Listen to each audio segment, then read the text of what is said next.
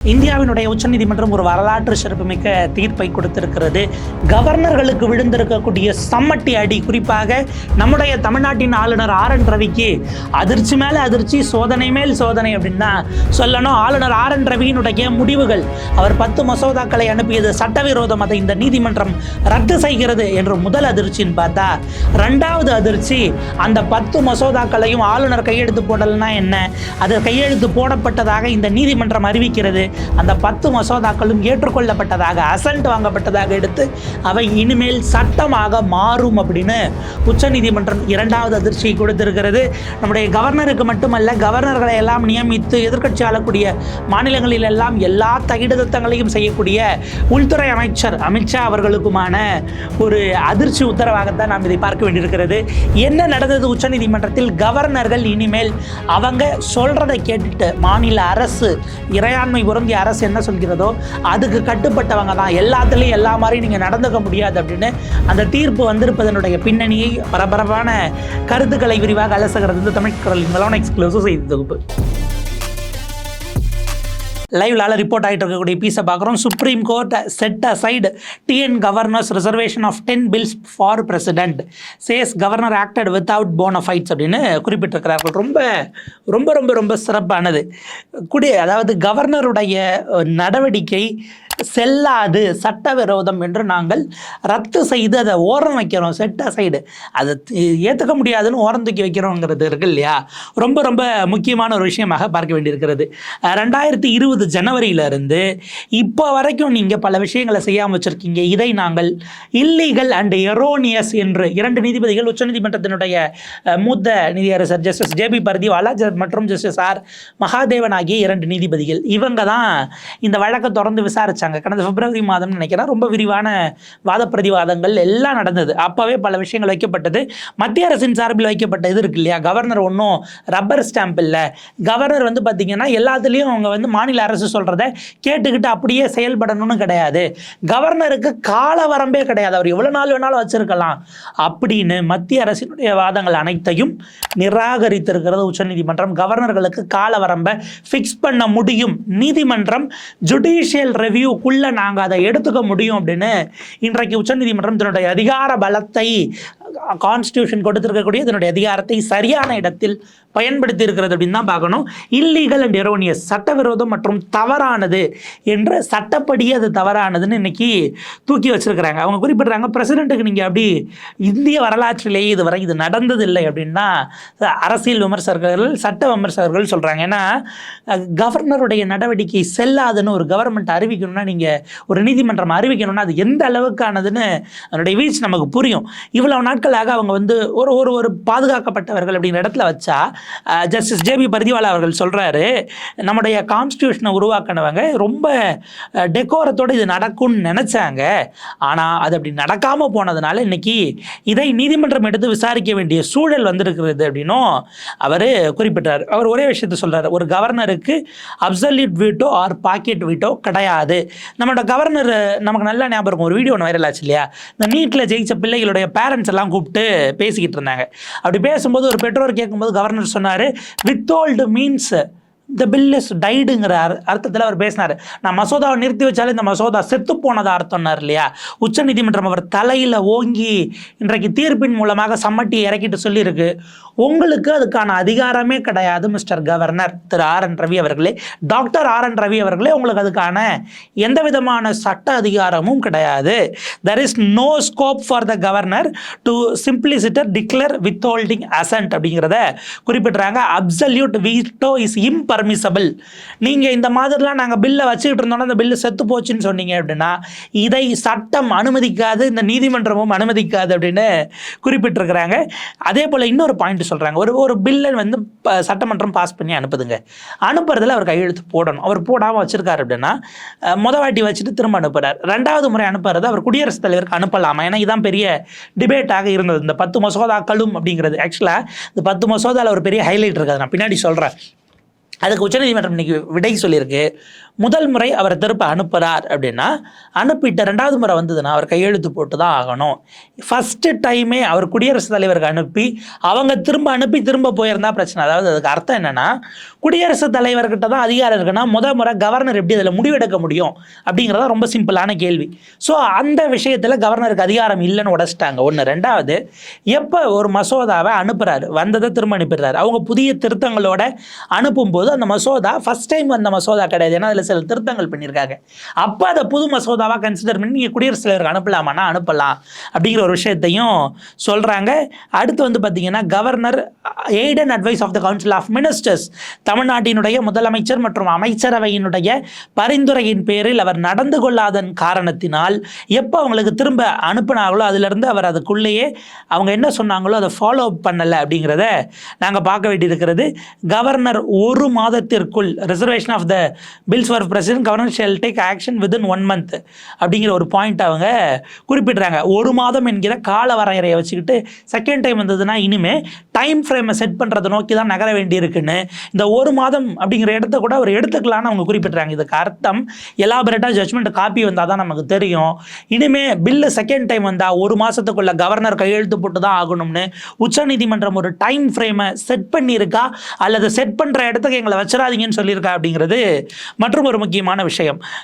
General rule, அதாவது கவர்னருக்கு இதில் வந்து பார்த்திங்கன்னா திரும்ப சொல்ல வேண்டியது, கவர்னருக்கு நாங்கள் மறுபடியும் சொல்கிறோம், அது ஆர்.என். ரவிக்கு மட்டுமல்ல இந்தியா முழுக்க இருக்க எல்லா கவர்னர்களுக்கும் அவர்களுக்கு மாநில அமைச்சரவையின் எய்ட் அண்ட் அட்வைஸ், அவங்களுடைய உதவி மற்றும் பரிந்துரையின் பேரில் செயல்படுவது தான் அவர்களுக்கானது. அதை தாண்டி அவராக செயல்படுவதற்கு நானே யோசிப்பேன், கவர்னருக்கு அறிவு இருக்குது, கவர்னருக்கு சிந்தனை இருக்குது, கவர்னருக்கு கருத்து இருக்குன்னு நம்ம வலதுசாரிகள் எல்லாம் வளைச்சு பேசுவாங்க பாருங்க இன்னைக்கு டிபேட்ஸில்.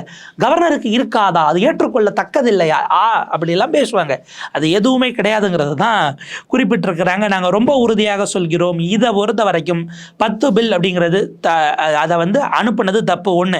செகண்ட் பாயிண்ட்டு, இதனால் 10 பில்லில் அவர் செய்த விஷயங்கள் அப்படிங்கிறத நாங்கள் சட்டவிரோதம்னு அறிவிக்கிறோம். 3வது, நீண்ட நாட்களாக இவை இப்படியே இருக்கிறது என்கிற காரணத்தினால் பஞ்சாபில் கொடுத்த ஜட்ஜ்மெண்ட்டை நாங்கள் கையில் எடுத்துக்கிட்டு அதன் அடிப்படையில் நாங்கள் டிக்ளேர் பண்ணுறோம், இந்த 10 மசோதாக்களும் ஏற்றுக்கொள்ளப்பட்டதாக. கவர்னர் சைன் பண்ணலன்னா என்ன, நாங்கள் எங்களுடைய பவரை, இன்ஹெரண்ட் பவர்ஸ், கான்ஸ்டிடியூஷன் உச்சநீதிமன்றத்திற்கு கொடுத்திருக்கக்கூடிய அதிகாரத்தை பயன்படுத்தி இந்த 10 மசோதாக்களுக்கும் அசன்ட்டை நாங்கள் கொடுக்குறோம் அப்படிங்கிற வார்த்தையை அவர்கள் பயன்படுத்தி இருக்கிறார்கள்ன்றதான் ரொம்ப முக்கியமானது. இப்போ நம்ம கேட்கலாம், கவர்னர் கையெழுத்து போடணும், கோர்ட்டே அதை எப்படி சொல்லலாம் அப்படின்னு நம்ம பை சான்ஸ் கேட்கலாம். வேற எங்கேயும் போக வேண்டாம், இதே கவர்னர் ஆர்.என். ரவிக்கு உச்சநீதிமன்றம் இதே மாதிரியான விஷயங்கள்ல 2 முறை செஞ்சிருக்கு, 1 முறை இல்லை 2 முறை. எப்பன்னா அப்படி சின்ன ஒரு ஃப்ளாஷ்பேக் போங்க. பேரறிவாளன் விடுதலை மிக நீண்ட நாட்களாக அந்த அவங்க கிட்ட வந்து பார்த்தீங்கன்னா அந்த கருணை மனு அப்படியே இருக்கு, பெட்டிஷன் அப்படியே இருக்கு, முடிவெடுக்கல, மேலே போகுது, உச்சநீதிமன்றம் போகுது. இவ்வளவு ஆண்டுகள் சிறையில் இருந்த பிறகும் அவர்களுக்கு கருணை மனு ஏன் ப்ராசஸ் பண்ணப்படலை அப்படிங்கிற கேள்வி எழுப்பப்படுகிறது. உச்சநீதிமன்றம் தன்னுடைய சிறப்புமிக்க அதிகாரம் செக்ஷன் 142 இன்வோக் பண்ணிட்டு ஒரு விஷயம் சொன்னாங்க, எங்களுக்கு அதிகாரம் இருக்கிறது, நாங்கள் இதில் சொல்யூஷனை கொடுக்கணும்னு நினைக்கிறோம், கவர்னர் கையெழுத்து போடாத மசோதாவை கையெழுத்து போடப்பட்டதாக எடுத்துக்கொள்ளப்பட்டு எங்களுடைய அதிகாரத்தின்படி அசன்ட்டை கொடுத்து நாங்கள் விடுதலை பண்ணுறோம் அப்படின்னு அறிவிச்சாங்க. இதே கவர்னர் ஆர்.என். ரவி தான் இருந்தார், அவருக்கு உச்சநீதிமன்றம் எல்லாம் பண்ணணும்னு தெரியும், முடிஞ்சுது. அந்த வழக்கில், ராஜீவர்களுடைய கொலை வழக்கில் பேரறிவாளன் அவர்களோடு தண்டிக்கப்பட்ட மற்ற 6 பேர் இருந்தாங்க இல்லையா, அவங்க 6 பேருக்கும் இதே போல் வழக்கு போச்சு, கவர்னர் பண்ணலை, அதே இதை பிரசிடென்ஸாக வச்சு உச்சநீதிமன்றம் விடுதலை செய்தது. அந்த பெட்டிஷனை, கருணை மனுவை நாங்கள் ஏற்றுக்கிட்டோம் அப்படின்னு உச்சநீதிமன்றம் விடுதலை செய்கிறது.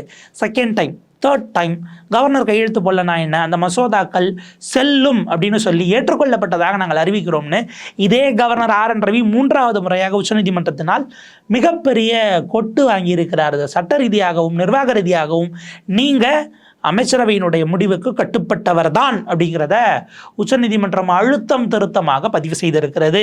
இது டாக்டர் ஆர்.என். ரவி என்கிற ஒரு தனிநபருக்கானது அல்ல, இவரை இப்படி செய்ய வச்சிருக்கிற இவருக்கான உத்தரவு தலைமையகத்தில் இருந்தே வருகிறது. நம்முடைய உள்துறை அமைச்சகம், அமித்ஷா அவர்கள் உள்துறை அமைச்சராக, இந்திய ஒன்றிய உள்துறை அமைச்சராக இருக்கிறார் இல்லையா, அவர்களுக்குமான எச்சரிக்கையாக நீதித்துறை கொடுத்திருப்பது அப்படிங்கிறது தான் நம்ம பார்க்கணும். ஒரு இன்னொரு பாயிண்ட்டுமே ஜஸ்டிஸ் பர்திவாலா அவர்கள் இதில் பேசுகிறார், என்ன அப்படின்னா, ஒரு விஷயத்தை நீங்கள் தப்பாகவே நினச்சிக்கிட்டு இருக்கீங்க. என்ன அப்படின்னா, கவர்னருக்கான இந்த மாதிரியான இது வரும்பொழுதோ நாங்கள் அதை வந்து சொல்ல முடியுமா அப்படிங்கிற விஷயம் வரும்போது, இந்த இடத்துல நீங்கள் குறிப்பிட வேண்டியது the withholding of assent of reservation of the bills consideration of president after the due reconsideration by the state legislature being in contravention of the procedure prescribed under article 200 is declared erroneous in law. அந்த மற்ற விஷயங்கள்லாம் அவர் சொல்லிட்டு article 142 அடிப்படையில் நாங்கள் அசென்டட் அப்படின்னு கொடுக்குறோங்கிறார் இல்லையா, சொல்லிட்டு கவர்னர்களுக்கு நாங்கள் சொல்லக்கூடிய அறிவுரை நீங்கள் எடுத்துக்கலாம். இந்த மாதிரி ஒரு அரசு நடக்கிறது என்று சொன்னால், சட்டம் இருக்கிறது என்று சொன்னால், ரோட் பிளாக்கை பண்ணிட்டு போகிறது, அது ஸ்மூத்தாக போயிட்டு இருக்கும்போது நடுவில் கள்ள தூக்கி போட்டு அதை காலி பண்ணுறதுங்கிற வேலையை எந்த கவர்னரும் செய்யக்கூடாது.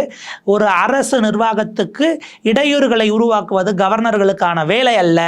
அவர்கள் மக்களுடைய வில் என்னவோ, அந்த மக்கள் யாருக்கு வாக்களித்திருக்கிறார்களோ, எந்த கட்சி ஆட்சி அதிகாரத்துக்கு வந்திருக்கிறதோ, அவர்கள் அந்த அரசு எடுக்கக்கூடிய முடிவு என்பது மக்களினுடைய பெருவாரியான ஆதரவோடு எடுக்கக்கூடிய முடிவு.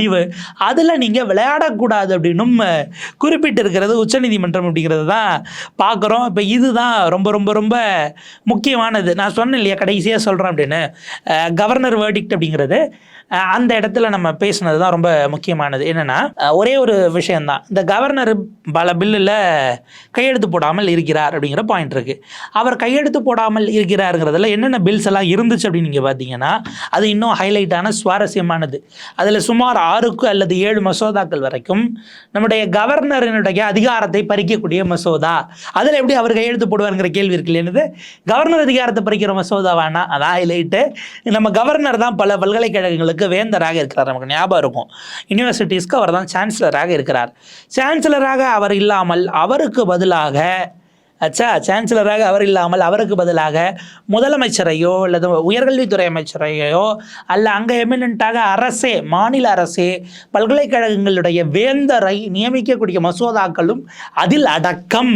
இப்போ இதை தான் உச்சநீதிமன்றம் ஒப்புதல் அளித்ததாக அறிவித்திருக்கிறது என்றால், இந்த சட்டம் இன்றையிலிருந்து, இந்த நிமிடத்திலிருந்து எந்தெந்த பல்கலைக்கழகங்களுடைய மசோதாவெல்லாம் கவர்னர்கிட்ட போச்சோ அதுக்கெல்லாம் ஆளுநர் வேந்தர் கிடையாது. The governor has been replaced from the position of சேர்பர்சன்கிறத விட அங்கே சான்சலர் பொசிஷன் அப்படிங்கிற அந்த சேர்லேருந்து கவர்னர் ரிமூவ் செய்யப்பட்டிருக்கிறார்.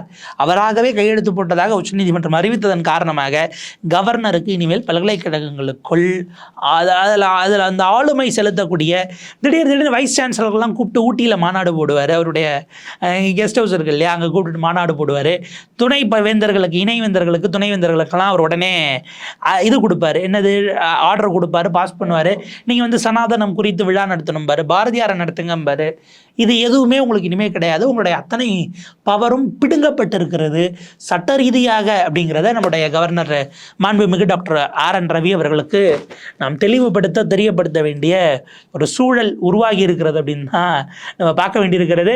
கவர்னர் அவர்களை சிலர் சொல்வாங்க, இவ்வளவுக்கும் பிறகும் அதை அவர் செய்யலை, அவங்களுடைய பாஸ் சொன்னதை தான் செஞ்சார், அவர் ராஜினாமா பண்ணிவிட்டு போகலாம் அப்படிங்கிற மாதிரியான சிலர் சொல்லுவாங்க. அது அவருடைய முடிவு. இதற்கு பிறகும் இங்கேயே இருந்து ஆளக்கூடிய அரசுக்கு நெருக்கடி கொடுக்கணும் அப்படின்னு அந்த இடப்பட்ட பணியை அவர் செய்வார் என்று சொன்னால் செய்துவிட்டு போகட்டும். அதை எப்படி ஃபேஸ் பண்ணுவோம் அப்படி ஃபேஸ் பண்ணிப்பாங்க. இன்னைக்கு ஜட்ஜ்மெண்ட் வந்ததுமே சட்டமன்றத்துக்குள்ள முதலமைச்சரும் பேசியிருக்கிறார். மிகப்பெரிய வரலாற்று சிறப்புமிக்க இந்த தீர்ப்பை கொடுத்து இந்தியாவினுடைய கூட்டாட்சி தத்துவத்தின் அந்த அடி நாதத்தை உச்சநீதிமன்றம் காப்பாற்றி இருக்கிறது.